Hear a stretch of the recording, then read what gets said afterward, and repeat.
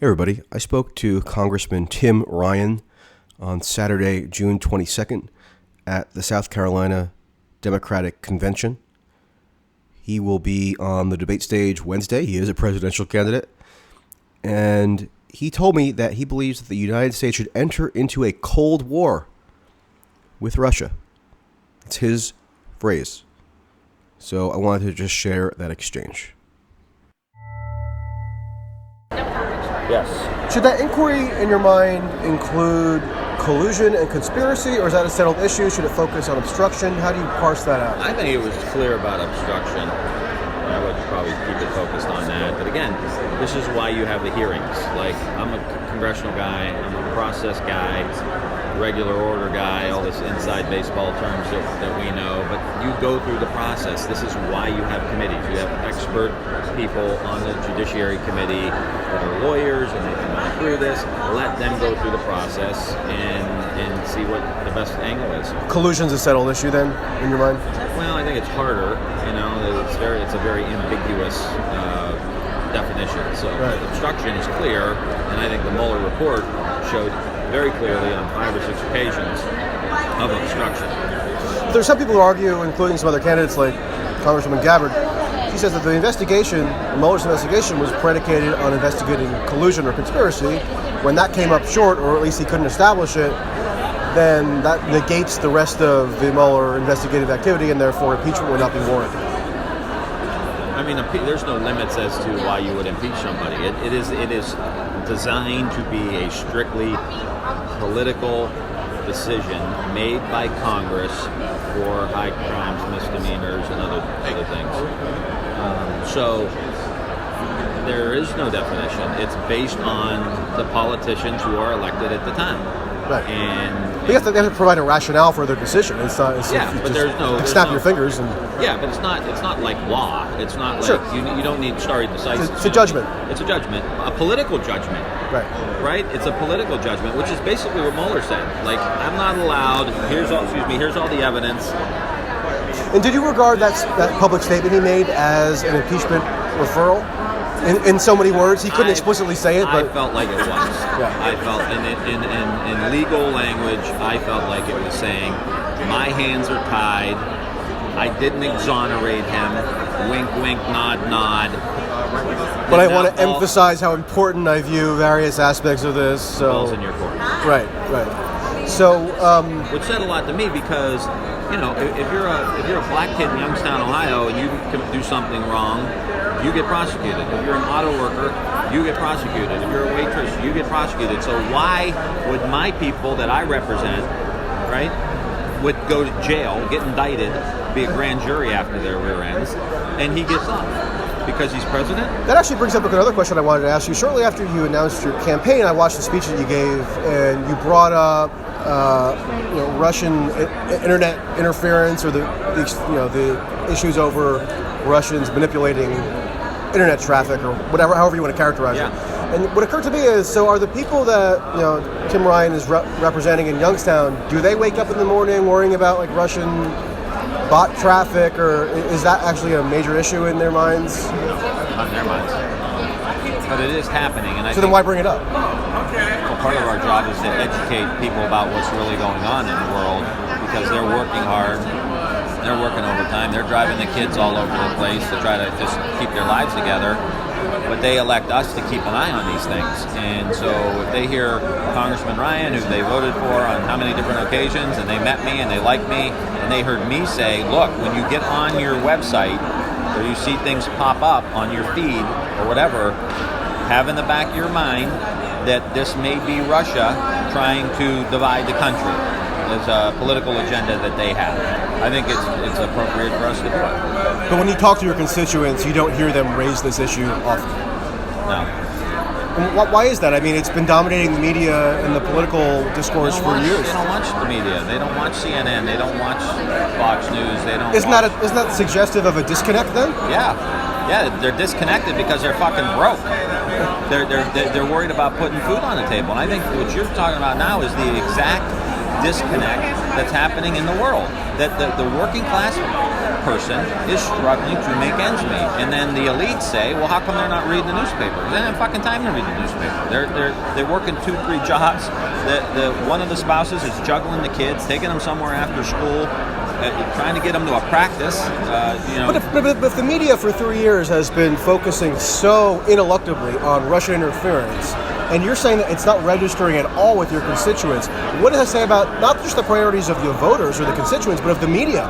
Aren't they doing something wrong if this is what they've been touting for? I'm not saying that people don't have some understanding of it. I don't think they understand the depth that there's bots that go in and really try to deal with cultural issues that are happening in the country, and really using a school shooting or some other cultural, Colin Kaepernick as really an opportunity for Russia to divide us. I don't think most citizens right now see that as happening. What I'm saying is, it is happening. It's not a Democrat or Republican thing. We're not the enemy to each other. Russia is the enemy in the United States, and we have to help educate people around that. And it's hard when, my grandfather he had a good job. He worked at a steel mill. He was in the union. He had made a good living. He would come home. He'd work 8 hours. He would read the newspaper, go to his garden. I mean, it was a slower time. He knew he was able wasn't scrolling through Twitter every 10 seconds? He wasn't. He didn't have to leave one job and go to another one. But when you say Russia's the enemy, I mean, what does that mean in practice? I mean, because they're a nuclear armed power, they're a historic adversary. It's reminiscent of the Cold War, and we're in a different political scenario. They're in a Cold War. We are not. That's the problem. We have no. But we should be. We should be acting like we are. We should be acting like we're in a Cold War. Yeah. Isn't that dangerous? It's dangerous not to act like that. I mean, there were times in the Cold War where we came to the brink of nuclear catastrophe. We're not talking about nuclear war.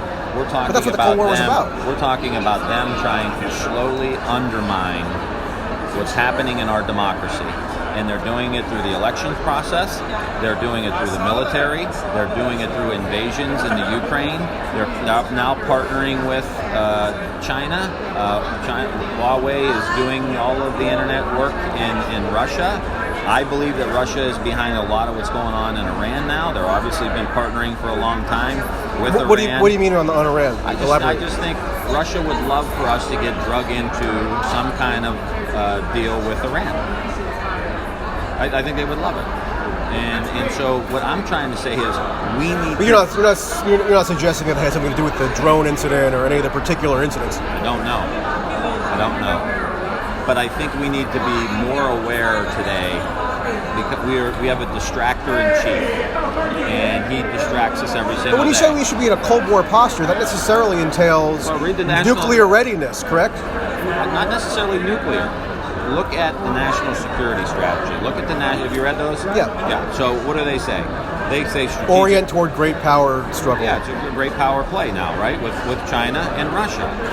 And that's General Mattis saying to the country in a very thoroughly researched document that Russia and China are trying to kick our rear ends. Yeah. And they're using every tool in their toolbox, messing with our elections, military, economic, whatever it takes. Yeah. Both of them are. And now you see them developing a little bit more of a partnership as we retreat from the world.